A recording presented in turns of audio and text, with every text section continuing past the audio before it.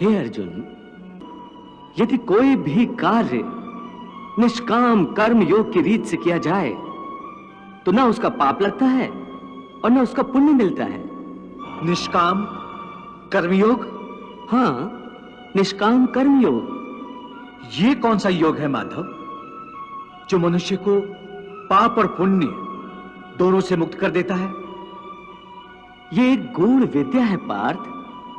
जो इसके रहस्य को समझ लेता है वो इस संसार में रहते हुए भी, संसार के सारे कर्म करता हुआ भी कर्म फल के बंधन से मुक्त रहता है। ये बड़ी अनोखी बात कर रहे हो केशव। मेरी बुद्धि अभी तक इसको ग्रहण नहीं कर रही। क्योंकि तुम्हारी बुद्धि पर अभी तक आसक्ति का पर्दा पड़ा हुआ है, और जो निष्काम कर्मयोग मैं बता रहा हूं उसकी बुनियाद ही निरासक्ति के आधार पर रखी गई है। हे अर्जुन, इस निरासक्ति योग को समझ लोगे तो तुम्हारे जीवन में पूर्ण शांति आ जाएगी। हे माधव, इस योग की साधना कैसे करते हैं?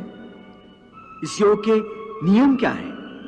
उसकी साधना के लिए कोई हजारों वर्षों की तपस्या की आवश्यकता नहीं। इसकी साधना तो एक ही क्षण में हो जाती है। एक ही क्षण में? हाँ, एक ही क्षण में।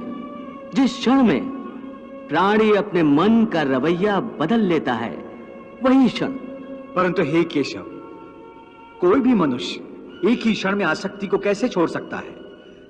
जब वो कर्म करता है तो उसके फल की आसक्ति तो उसे कर्म का हिस्सा होती है, जिसके अंतर्गत फल पाने की इच्छा से ही कर्म करता है। हे अर्जुन, बस यहीं से निष्काम कर्म योग की साधना शुरू होती है।